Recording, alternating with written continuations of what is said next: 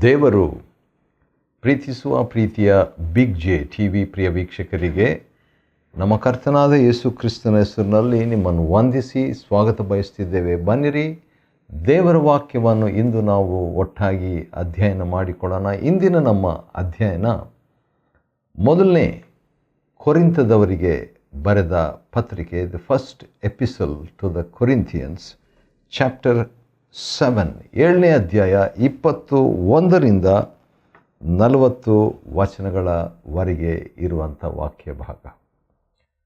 First Corinthians chapter 7 and verses 21 to verse 40.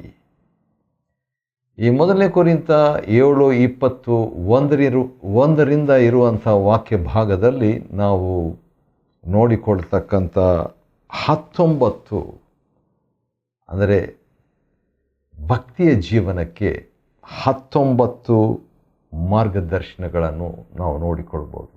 19 guidelines for a godly life. ಭಕ್ತಿಯ ಜೀವನವನ್ನು ನಾನು ಜೀವಿಸಬೇಕು ಅಂತಿದ್ದರೆ ಇಲ್ಲಿ 19 ಮಾರ್ಗದರ್ಶನಗಳಿವೆ. 19 guidelines to a godly life. Godly life ಅಂತ ಹೇಳಿದರೆ, ಭಕ್ತಿಯ ಜೀವನ ಅಂತ ಹೇಳಿದರೆ ದೇವರಂಥ ಜೀವನ, ಗಾಡ್ಲಿ ದೈವತ್ವದ ಜೀವನ ಅಂತ ಹೇಳ್ಬಿಟ್ಟು. ಸರಿ, ಈಗ ಮೊದಲನೇ ಒಂದು ಮಾರ್ಗದರ್ಶನ ಏನಂತ ಹೇಳಿದ್ರೆ, ಗೈಡ್ಲೈನ್ 21ನೇ ವಚನದಲ್ಲಿದೆ. ಮೊದಲನೇ ಕೊರಿಂಥ 7:21ರಲ್ಲಿ, ನೀನು ಕರೆ ಬಂದಾಗ ಮತ್ತೊಬ್ಬನ ದಾಸನಾಗಿದ್ದೀಯೋ ಅದಕ್ಕೆ ಚಿಂತೆ ಮಾಡಬೇಡ, ಆದರೆ ಬಿಡುಗಡೆಯಾಗುವುದಕ್ಕೆ ನೀನು ಶಕ್ತನಾದರೆ ಅದನ್ನೇ ಮಾಡು. ಹಾಗಾದರೆ ಸ್ವತಂತ್ರರಾಗಿ ಬಯಸುವಂಥದ್ದು ಭಕ್ತಿಯ ಜೀವನಕ್ಕೆ ಮೊದಲನೇ ಮಾರ್ಗದರ್ಶನ. To be freed, to live a free life. ಆ ರೀತಿಯಾಗಿ ಸ್ವತಂತ್ರವಾದಂಥ ಜೀವನ ಜೀವಿಸುವಂಥದ್ದು ಭಕ್ತಿಯ ಮೊದಲನೇ ಒಂದು ಮಾರ್ಗದರ್ಶನವಾಗಿದೆ. ಎರಡನೇದಾಗಿ ನೋಡುವಾಗ 22ನೇ ವಚನದಲ್ಲಿ ಒಂದು ಮಾತು ಇದೆ. ಅದೇನೆಂದರೆ, ಸ್ಲೇವ್ ಟು ಕ್ರೈಸ್ಟ್, ಕ್ರಿಸ್ತನಿಗೆ ದಾಸರಾಗಿರುವುದು. ಕ್ರಿಸ್ತನಿಗೆ ದಾಸರಾಗಿರುವುದು ಭಕ್ತಿಯ ಜೀವನದ ಎರಡನೇ ಮಾರ್ಗದರ್ಶನ ಅಥವಾ ರಹಸ್ಯ ಅಂತ ಕೂಡ ಹೇಳ್ಬೋದು. ನಾನು ಆಗಾಗ ಆ ಒಂದು ಪದ ಬಳಸ್ತೀನಿ. ಅದೇನೆಂದರೆ ಭಕ್ತಿಯ ಜೀವನದ 19 ರಹಸ್ಯಗಳು ಅಂತ ಹೇಳ್ಬಿಟ್ಟು ಆ ರೀತಿಯಾಗಿ ಹೇಳ್ಬೋದು, ಅಥವಾ ಒಂದು ಮಾರ್ಗದರ್ಶನ, ಇಟ್ಸ್ ಅ ಗೈಡ್ಲೈನ್ ಎಂಬುದಾಗಿ ಕೂಡ ಹೇಳ್ಬೋದು. ಮೂರನೇದಾಗಿ ನಾವು ಆ ಭಕ್ತಿಯ ಜೀವನವನ್ನು ಮಾಡಬೇಕಾದರೆ ಇರುವಂಥ ಮೂರನೇ ಮಾರ್ಗದರ್ಶನ ಏನಂತ ಹೇಳಿದರೆ, ಮನುಷ್ಯರಿಗೆ ಗುಲಾಮರಾಗಬಾರ್ದು. Do not be slave to people. ಮನುಷ್ಯರಿಗೆ ಗುಲಾಮರಾಗೋದು ಬಹಳ ಸುಲಭ. ಮನುಷ್ಯರಿಗೆ ಗುಲಾಮರಾಗ್ಬಿಟ್ಟು ಆಮೇಲೆ ಬಿಡುಗಡೆ ಹೊಂದುವುದು ಬಹಳ ಕಷ್ಟ. ಹೌದು, ನಾವು ಮನುಷ್ಯರಿಗೆ ಗುಲಾಮರಾಗಬಾರ್ದು. Don't be slave. ಯಾಕಂದರೆ ಕ್ರಯಕ್ಕೆ ನಾವು ನಮ್ಮನ್ನು ಕೊಂಡುಕೊಳ್ಳಲಾಗಿದೆ. ಅಪೊಸ್ತಲಕೃತ್ಯ 20 ಮತ್ತು 28ನೇ ವಚನದಲ್ಲಿ ಯೇಸು ಕ್ರಿಸ್ತನ ಅಥವಾ ದೇವರು ತನ್ನ ರಕ್ತವನ್ನು ಕೊಟ್ಟು ನಮ್ಮನ್ನು ಕ್ರಯಕ್ಕೆ ಕೊಂಡುಕೊಂಡಿದ್ದರಿಂದ ನಾವು ಮನುಷ್ಯರಿಗೆ ಗುಲಾಮರಾಗಬಾರದು. ಆ ರೀತಿಯಾಗಿ ಆಗುವುದರಿಂದ ಭಕ್ತಿಯಲ್ಲಿ ಬಾಳುವುದಕ್ಕೆ ಕಷ್ಟ ಅಥವಾ ಅಸಾಧ್ಯ. ನಾಲ್ಕನೇದಾಗಿ, ಅಂದರೆ ಮೊದಲನೇ ಕೊರಿಂಥ 7ನೇ ಅಧ್ಯಾಯದ 21ರಿಂದ 40 ವಚನಗಳವರೆಗೆ ಇರುವಂಥ ವಾಕ್ಯ ಭಾಗದಲ್ಲಿ ನಾವು ಭಕ್ತಿಯ 19 ರಹಸ್ಯಗಳು ಅಥವಾ ಭಕ್ತಿಯ 19 ಮಾರ್ಗದರ್ಶನಗಳನ್ನು ನಾವು ನೋಡಿಕೊಳ್ತಾ ಇದ್ದೀವಿ. ಅದರಲ್ಲಿ 4ನೇದು ಏನಂದರೆ, ದೇವರೊಂದಿಗೆ ನೆಲೆಸಿರುವುದು. ದೇವರೊಂದಿಗೆ ನೆಲೆಸಿರುವುದು. ಹೌದು, ಮೊದಲನೇ ಕೊರಿಂಥ 7ನೇ ಅಧ್ಯಾಯ 24ನೇ ವಚನದಲ್ಲಿ ಬರೆದಿರುವಂತೆ ಏನಂದರೆ, ದೇವರು ಕರೆದಾಗ ಒಬ್ಬನು ಯಾವ ಸ್ಥಿತಿಯಲ್ಲಿ ಇದ್ದನೋ ಅದೇ ಸ್ಥಿತಿಯಲ್ಲಿ ದೇವರೊಂದಿಗೆ ನೆಲೆಸಿರಲಿ. To be in align with God. ಹೌದು, ದೇವರೊಂದಿಗೆ ಇರುವಂಥ ಆ ಸ್ಥಿತಿ ಅಂದರೆ ದೇವರ ಕೆಳಗೆ ಇರುವಂಥದ್ದು ಅಥವಾ ದೇವರ ಅಧೀನತ್ವದಲ್ಲಿ ಇರುವಂಥದ್ದು, ದೇವರ ಇಟ್ಟಿರುವಂಥ ಸ್ಥಿತಿ ಗತಿಯಲ್ಲಿ ಇರುವಂಥದ್ದು ಎಂಬುದಾಗಿ. ಸರಿ, ಅನಂತರ ನೋಡುವಾಗ 25ನೇ ವಚನ, ಮೊದಲನೇ ಕೊರಿಂಥ 7ನೇ ಅಧ್ಯಾಯದ 25ನೇ ವಚನದಲ್ಲಿ ನೋಡುವಾಗ, ಕರ್ತನಿಂದ ಕರುಣೆಯನ್ನು ಪಡೆದವನಾಗಿ ಅಂತ ಹೇಳುವಾಗ, ಕರ್ತನಿಂದ ಕರುಣೆ, ಭಕ್ತಿಯ ಒಂದು ಮಾರ್ಗದರ್ಶನ ಏನಂದರೆ ಕರ್ತನಿಂದ ಕರುಣೆ. ಯಾವ ರೀತಿಯಾಗಿ ಪೌಲನು ಕರ್ತನಿಂದ ಕರುಣೆ ಪಡೆದ ಹಾಗೆ ನಾವು ಕೂಡ ನಮ್ಮ ಜೀವನದಲ್ಲಿ ಕರ್ತನಿಂದ ಕರುಣೆಯನ್ನು ಹೊಂದತಕ್ಕದ್ದು. ಕರುಣೆ ಭಾಳ ಪ್ರಾಮುಖ್ಯ ಭಕ್ತಿಯ ಜೀವನಕ್ಕೆ. ಪ್ರಾರ್ಥನೆ ಭಕ್ತಿಗೆ ಗುರುತು, ಒಳ್ಳೆಯ ಗುರುತು ಅಂತ ಹೇಳಿದ ಹಾಗೆ ಕರುಣೆ, ದೇವರ ಕರುಣೆ ಕೂಡ ಭಕ್ತಿಯ ಜೀವನಕ್ಕೆ ಒಳ್ಳೆ ಗುರುತು. ಹೌದು. ಅದಾದ ನಂತರ ಅದೇ 25ನೇ ವಚನದಲ್ಲಿ, ಮೊದಲನೇ ಕೊರಿಂಥ 7ನೇ ಅಧ್ಯಾಯದ 25ನೇ ವಚನದಲ್ಲಿ ಇನ್ನೊಂದು ಮಾತು ಇದೆ. ಅದೇನೆಂದರೆ, ದೇವರ ಕರುಣೆಯನ್ನು ಅಥವಾ ಕರ್ತನಿಂದ ಕರುಣೆಯನ್ನು ಪಡೆದವನಾಗಿ ನನ್ನ ಅಭಿಪ್ರಾಯವನ್ನು ಕೊಡುತ್ತೇನೆ. ದೇವರಿಂದ ಏನಾದರೂ ಆಜ್ಞೆ ಇಲ್ಲದಿದ್ದರೆ ಸ್ವಂತ ಅಭಿಪ್ರಾಯವನ್ನು ಕೊಡ್ಬೋದು. ಆದರೆ ಅದರ ವಿಷಯದಲ್ಲಿ ಭಾಳ ಜಾಗೃತಿಯಿಂದ ಇರಬೇಕು. ಯಾಕಂದರೆ ದೇವರಿಂದ ಒಂದು ಆಜ್ಞೆ ಇಲ್ಲ, ಆದರೆ ನನ್ನ ಅಭಿಪ್ರಾಯ ನಾನು ಕೊಡುವಾಗ ಎರಡರ ನಡುವೆ ದೇವರ ಕರುಣೆ ಇರಬೇಕು. ದೇವರ ಕರುಣೆಯಿಂದ ನಾವು ಮಾತನಾಡುವಾಗ ನನ್ನ ಅಭಿಪ್ರಾಯವನ್ನು ನಾನು ಕೊಡ್ತೇನೆ. ದೇವರಿಂದ ನನಗೆ ಯಾವುದೇ ವಾಕ್ಯ ಅಥವಾ ಆಜ್ಞೆ ಇಲ್ಲ, ನನ್ನ ಅಭಿಪ್ರಾಯ. ಹಾಗಾದರೆ ಭಕ್ತಿಯ ಒಂದು ಮಾರ್ಗದರ್ಶನ, ಅದು 6ನೇ ಮಾರ್ಗದರ್ಶನ ಏನಂತ ಹೇಳಿದ್ರೆ, ಸ್ವಂತ ಅಭಿಪ್ರಾಯವನ್ನು ದೇವರ ಕರುಣೆ ಹೊಂದಿದವರಾಗಿ ಕೊಡುವಂಥದ್ದು. 7ನೇದಾಗಿ ಏನಂದರೆ, ಮದುವೆ ಆದಂಥವರು ಹಾಗೆಯೇ ಮುಂದುವರಿಯುವಂಥದ್ದು. ಮದುವೆ ಆಗದವರು ಅವರು ಕೂಡ ಅದೇ ರೀತಿಯಾಗಿ ತಾವು ಇರುವ ಸ್ಥಿತಿಯಲ್ಲಿ ಮುಂದುವರಿಸುವಂಥದ್ದು. ಆ ರೀತಿಯಾಗಿ ಒಂದು ಮಾರ್ಗದರ್ಶನವನ್ನು ಪೌಲನು ಕೊಡ್ತಾನೆ. ಯಾಕಂತ ಹೇಳಿದರೆ, ನೀನು ಮದುವೆ ಆಗಿದ್ದೀಯೋ, ಮೊದಲನೇ ಕೊರಿಂಥ 7:27, ವಿಚ್ಛೇದನ ಮಾಡಲು ಪ್ರಯತ್ನಿಸಬೇಡ. ವಿವಾಹ ಮಾಡಿಕೊಳ್ಳದೇ ಇದೆಯೋ, ಹಾಗಾದರೆ ಮದುವೆಗಾಗಿ ಹುಡುಕಬೇಡ ಅನ್ನೋ ರೀತಿಯಲ್ಲಿ ಕೆಲವು ಮಾರ್ಗದರ್ಶನ ಕೊಡ್ತಾ ಇದ್ದಾರೆ. ಅದಕ್ಕೆ ಕಾರಣ ಕೂಡ ಕೊಡ್ತಾ ಇರುವಂಥದ್ದು 28ನೇ ವಚನದಲ್ಲಿ ಏನಂತ ಹೇಳಿದ್ರೆ, ಆದರೆ ಮದುವೆ ಮಾಡಿಕೊಳ್ಳುವವರು ಈ ಜೀವನದಲ್ಲಿ ತೊಂದರೆಗಳನ್ನು ಅನುಭವಿಸುವರು. ಸಮಸ್ಯೆಗಳಿರ್ತದೆ, ಪ್ರಾಕ್ಟಿಕಲ್ ಆಗಿ ಸಮಸ್ಯೆಗಳು ಇರ್ತವೆ ಅನ್ನುವಂಥ ಒಂದು ಮಾರ್ಗದರ್ಶನವನ್ನು ಕೊಟ್ಟಿದ್ದಾರೆ. ಹಾಗಾದರೆ ಸಮಸ್ಯೆಗಳು ಇರ್ತವೆ ಅನ್ನುವಂಥ ಗ್ರಹಿಕೆ ಭಕ್ತಿಯ ಜೀವನಕ್ಕೆ ಅದು ಒಂದು ಮಾರ್ಗದರ್ಶನ. 10ನೇದಾಗಿ, ಭಕ್ತಿಯ ಜೀವನ ಬಾಳಬೇಕಾದರೆ ಇನ್ನೊಂದು ವಿಷಯ ಭಾಳ ಪ್ರಾಮುಖ್ಯ. ಅದೇನಂತ ಹೇಳಿದರೆ, ಮೊದಲನೇ ಕೊರಿಂಥ 7ನೇ ಅಧ್ಯಾಯದ 29ನೇ ವಚನದಲ್ಲಿ, ಸಮಯವು ಕೊಂಚವಾಗಿದೆ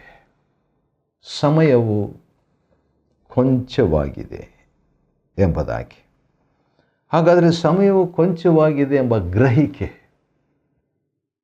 ಅದು ಭಕ್ತಿಗೆ ನಡೆಸುವಂಥ ಒಂದು ಮಾರ್ಗದರ್ಶನ. ಯಾವ ರೀತಿಯಾಗಿ ಹಳೆ ಒಡಂಬಡಿಕೆಯಲ್ಲಿ ಕೂಡ ಕೀರ್ತನೆಯಲ್ಲಿ ಮೋಶೆಯ ಒಂದು ಪ್ರಾರ್ಥನೆ, ನಮ್ಮ ದಿನಗಳು ಕೊಂಚವೇ ಎಂದು ಎಣಿಸಿಕೊಳ್ಳಲು ನಮಗೆ ಕಲಿಸು, ಆಗ ಜ್ಞಾನದ ಹೃದಯವನ್ನು ನಾವು ಪಡ್ಕೊಳ್ಳುವೆವು ಎಂಬುದಾಗಿ. ಸಮಯವು ಕೊಂಚವಾಗಿದೆ. ಸರಿ, ಆ ರೀತಿಯಾಗಿ ಹೇಳಿಬಿಟ್ಟು 32ನೇ ವಚನದಲ್ಲಿ ಇನ್ನೊಂದು ಮಾತನ್ನು ಪೌಲನು ಹೇಳುವಂಥದ್ದನ್ನು ಗಮನಿಸಬಹುದು. ಅದೇನೆಂದರೆ, ಮದುವೆ ಆಗದವನು ಕರ್ತನನ್ನು ಹೇಗೆ ಮೆಚ್ಚಿಸಬೇಕೆಂದು ಕರ್ತನ ಕಾರ್ಯಗಳನ್ನೇ ಕುರಿತು ಚಿಂತಿಸ್ತೇನೆ. ಹಾಗಾದರೆ ಜೀವನದಲ್ಲಿ ಬಹಳಷ್ಟು ಕುಟುಂಬ ಜವಾಬ್ದಾರಿಕೆ ಇದ್ದಂಥವರು ಏನಾಗ್ತದೆ, ಅಂದರೆ ಕುಟುಂಬ ಜವಾಬ್ದಾರಿಕೆ ಇಲ್ಲದಂಥವರ ಒಂದು ಪರಿಸ್ಥಿತಿ ಏನಂತ ಹೇಳಿದ್ರೆ, ಕರ್ತನನ್ನು ಮೆಚ್ಚಿಸುವಂಥದ್ದು. ಅದು ಕೂಡ ಒಳ್ಳೆಯದು. ಆ ರೀತಿಯಾಗಿ ಹೇಳಿಬಿಟ್ಟು ಈಗ ಇನ್ನೊಂದು ಮಾತನ್ನು ಕೂಡ ಹೇಳ್ತಿದ್ದಾನೆ. ಅದೇನಂತ ಹೇಳಿದ್ರೆ, ಮದುವೆಯಾದವನು 33ನೇ ವಚನ, 1 ಕೊರಿಂಥ 7:32 ಆ ರೀತಿಯಾಗಿ ಹೇಳಿಬಿಟ್ಟು ಕರ್ತನನ್ನು ಮೆಚ್ಚಿಸುವುದರ ಬಗ್ಗೆ 33ನೇ ವಚನದಲ್ಲಿ ಕರ್ತನನ್ನು ಮೆಚ್ಚಿಸುವುದರ ಬಗ್ಗೆ ಅಲ್ಲ, ಆದರೆ ಗಂಡನನ್ನು ಅಥವಾ ಹೆಂಡತಿಯನ್ನು ಹೇಗೆ ಮೆಚ್ಚಿಸಬೇಕು. ಯಾಕಂದರೆ ಮದುವೆ ಆದಂಥವರು ಈಗ ಏನು ತರಬೇಕು, ಹೇಗೆ ಮೆಚ್ಚಿಸಬೇಕೆಂಬುದಾಗಿ ಯೋಚನೆ ಮಾಡ್ತಾರಲ್ಲ, ಆ ರೀತಿಯಾಗಿ ಪ್ರಪಂಚದ ಕಾರ್ಯಗಳ ಕುರಿತಾಗಿ ಅವರಿಗೆ ಒಂದು ಫೋಕಸ್, ಕೇಂದ್ರ ಇರ್ತದೆ ಎಂಬಂಥ ಪ್ರಾಯೋಗಿಕವಾದಂಥ ವಿಷಯವನ್ನು ಪೌಲನು ಜೀವನದ ಈ ಭಕ್ತಿಯ ವಿಷಯಕ್ಕೆ ಬಂದಾಗ ಈ ಮಾತುಗಳನ್ನು ಹೇಳುವಂಥದ್ದು ನಾವು ಗಮನಿಸ್ತಕ್ಕದ್ದು. ಆದರೆ ಅವನ ಒಂದು ಮುಕ್ತಾಯದ ಮಾತು ಈ ರೀತಿಯಾಗಿರ್ತದೆ. ಅದೇನಂತ ಹೇಳಿದ್ರೆ, ಇದರಿಂದ ಅವನ ಆಸಕ್ತಿಗಳಲ್ಲಿ ಭಿನ್ನತೆ ಇರ್ತದೆ ಅಂತ ಹೇಳ್ಬಿಟ್ಟು, ಈ ರೀತಿಯಾಗಿ ಹೇಳಿಬಿಟ್ಟು ಆತನ ಒಂದು ಉದ್ದೇಶ ಏನನ್ನು ಪ್ರಯತ್ನ ಮಾಡ್ತಾ ಇರುವಂಥದ್ದು ಏನಂದರೆ, ನಿಮ್ಮ ಒಂದು ಭಕ್ತಿ ವಿಭಜನೆ ಆಗಬಾರ್ದು. It should not be A divided devotion, undivided devotion, ಅಂದರೆ ಮೀಸಲಾದ ಭಕ್ತಿ ಇರಬೇಕು ಅನ್ನುವಂಥ ಮಾತನ್ನು ಇನ್ನೊಂದು ರೀತಿಯಿಂದ ಇಲ್ಲಿ ಪೌಲನು ಹೇಳ್ತಿದ್ದಾನೆ. ಆಮೇಲೆ 34ನೇ ವಚನಕ್ಕೆ ಬಂದಾಗ 2ನೇ ಭಾಗ, ದೇಹ ಮತ್ತು ಆತ್ಮಗಳಲ್ಲಿ ಕರ್ತನಿಗೆ ಸಮರ್ಪಿತಳಾಗಿರುವ ಉದ್ದೇಶವನ್ನು ಹೊಂದಿರ್ತಾಳೆ. ಹಾಗಾದರೆ ದೇಹದಲ್ಲಿಯೂ ಆತ್ಮದಲ್ಲಿಯೂ ಅಂತ ಹೇಳುವಾಗ ಪೂರ್ಣ